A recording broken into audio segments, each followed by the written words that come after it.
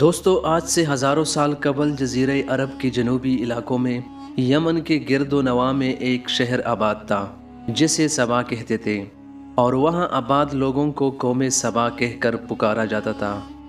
یہاں کے لوگ نہایت نعمتوں اور راحتوں میں تھے، ہر طرف لہلہاتی فصلیں اور پھل سے لدے درخت موجود تھے، مگر یہ قوم شرک میں مبتلا تھی اور سورج کی پوجا کیا کرتی تھی۔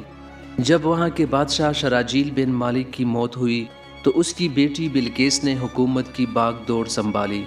بعض مورخین نے لکھا ہے کہ بلقیس کے والدین میں سے ایک جنات میں سے تھے، مگر اس نظریے کی کوئی واضح دلیل نہیں ملتی۔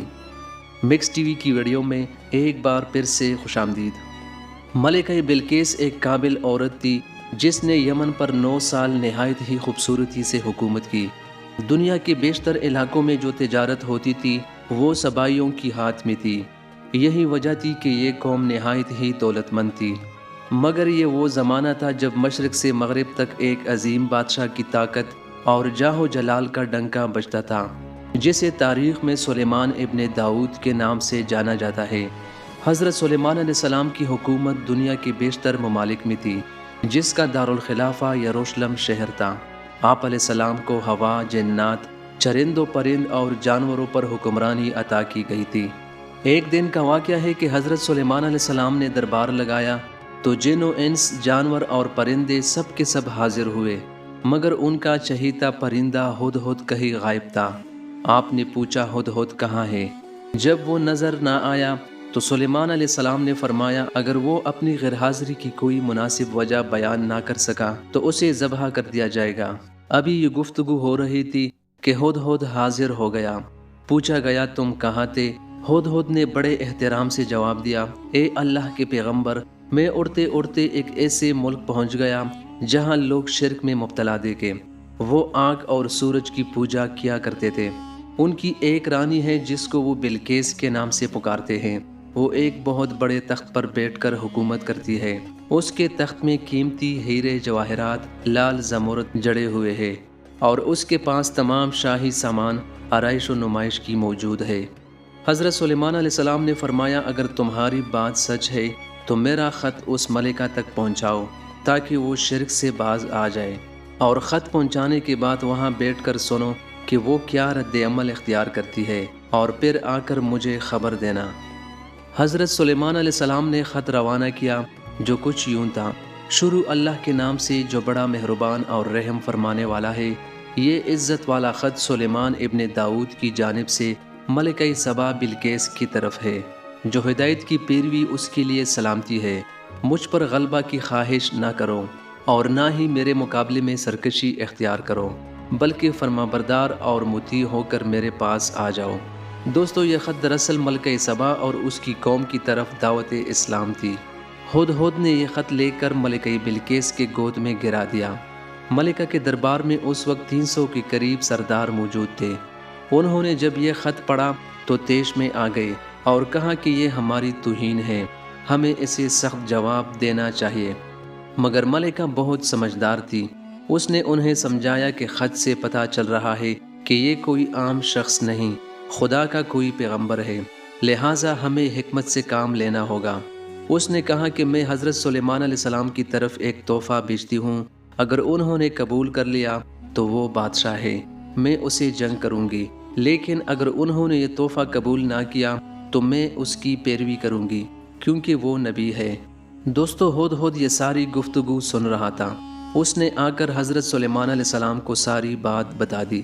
حضرت سلیمان علیہ السلام نے جنات کو حکم دیا کہ شہر میں داخل ہونے والے راستے پر سونے چاندی کی اینٹوں کا فرش بچھا دیا جائے، راستے کے دونوں جانب سونے کی عجیب الخلقت جانور کھڑے کر دیے جائے، وزراء اور امور سلطنت کے تمام کرسیوں کو سونے کا کر دیا جائے، دربار کو ہیرے جواہرات سے مزین کر دیا جائے۔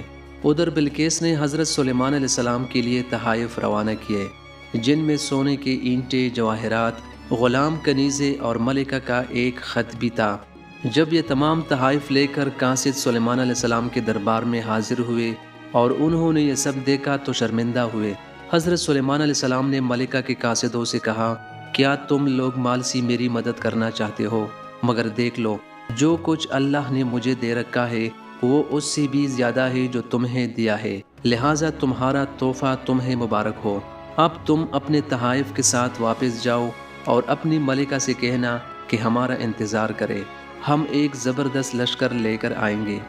جب یہ خبر ملکہ بلقیس کو پہنچی تو وہ سمجھ گئی کہ واقعی یہ اللہ کے نبی ہے، لہٰذا اس نے جنگ کی بجائے حضرت سلیمان علیہ السلام کے دربار میں حاضر ہو کر اپنی اطاعت کی یقین دلانے کا فیصلہ کیا۔ دوستو، جب حضرت سلیمان علیہ السلام تک یہ پیغام پہنچا تو آپ نے اپنے درباریوں سے کہا، تم میں سے کون ہے جو ان کے آنے سے پہلے ملکہ کا تخت میرے پاس اٹھا لائے؟ ایک دیو ہیکل جن نے کہا، آپ کے دربار کو برخاست کرنے سے پہلے میں اسے لا سکتا ہوں، میں اس کام کی پوری طاقت رکھتا ہوں اور امانت دار بھی ہوں۔ پھر ایک اور شخص جس کے پاس کتاب کا علم تھا، اس نے کہا، میں یہ تخت آپ کو آپ کے پلک جھپکنے سے قبل ہی لا دوں گا۔ پھر حضرت سلیمان علیہ السلام نے اس تخت کو اپنے پاس رکھا ہوا دیکھا تو پکار اٹھے، یہ میرے پروردگار کا فضل ہے تاکہ وہ مجھے آزمائے کہ میں شکر کرتا ہوں یا ناشکری، اور جو شکر کرتا ہے تو اس کا شکر اس کے اپنے ہی لیے مفید ہے، اور اگر کوئی ناشکری کرے تو میرا پروردگار بے نیاز ہے اور اپنی ذات میں بزرگ و برتر ہے۔ دوستو، مفسرین کے مطابق وہ شخص حضرت سلیمان علیہ السلام کا کوئی دوست تھا، اور بعض نے لکھا کہ وہ آپ کا خالزاد بھائی تھا۔ کہا جاتا ہے کہ اس تخت کی لمبائی 80 ہاتھ، عرض 40 ہاتھ اور اونچائی 30 ہاتھ تھی۔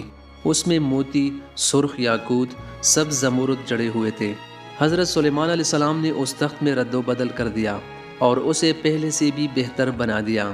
جب ملکہ بلقیس حضرت سلیمان علیہ السلام کے دربار میں حاضر ہوئی تو آپ نے پوچھا، کیا تمہارا تخت بھی اسی طرح کا ہے؟ اس نے کہا، یہ تو میرے تخت ہی جیسا ہے، اور ہمیں تو پہلے معلوم ہو گیا تھا اور ہم فرما بردار ہو چکے ہیں۔ بلقیس کے آنے سے پہلے حضرت سلیمان علیہ السلام نے ایسی عمارت بنانے کا حکم دیا جس کا فرش شیشے کا ہو، نیچے پانی جاری ہو، پانی میں مچھلیاں اور دوسرے آبی جانور ہوں۔ حضرت سلیمان علیہ السلام اس عمارت میں اپنی شاہی تخت پر جلوہ افروز تھے، اور شیشے کے نیچے سے پانی اپنی پوری آب و تاب سے بہہ رہا تھا، جبکہ اس کے اوپر شیشہ نظر نہیں آ رہا تھا۔ بلقیس کو اس محل میں لایا گیا۔ جب اس نے فرش کو دیکھا تو سمجھی کہ یہ پانی کا ایک حوض ہے، لہٰذا اپنی پنڈلیوں سے کپڑا اٹھا لیا۔ سلیمان علیہ السلام نے کہا، یہ تو شیشے کا فرش ہے۔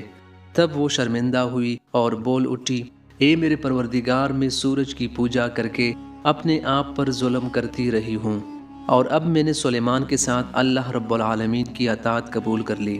لہٰذا بلقیس پر یہ ظاہر ہو گیا کہ جس طرح وہ شیشے کے صحن میں پانی کا لہریں مارنے والا گہرا حوض سمجھ بیٹھی، اسی طرح اس نے اور اس کی قوم نے سورج کی چمک اور دمک دیکھ کر اسے معبود اور خدا سمجھ بیٹھے۔ اسے اپنے فاش غلطی پر نہایت ہی شرمندگی ہوئی۔ بعض مورخین نے لکھا کہ اس واقعے کے بعد ملکہ سبا مسلمان ہو گئی اور حضرت سلیمان علیہ السلام سے نکاح کر لی، جبکہ بعض نے لکھا کہ آپ نے بلقیس کو یمن واپس بھیج دیا اور اس کے لیے وہاں 3 بڑے محل تعمیر کروائے۔ امید ہے دوستو یہ ویڈیو بھی آپ کو پسند آئی ہوگی۔ ویڈیو کو لائک، چینل کو سبسکرائب کرنا مت بھولیے۔ ملتے ہیں کسی نئی ویڈیو میں، تب تک کے لیے اللہ حافظ۔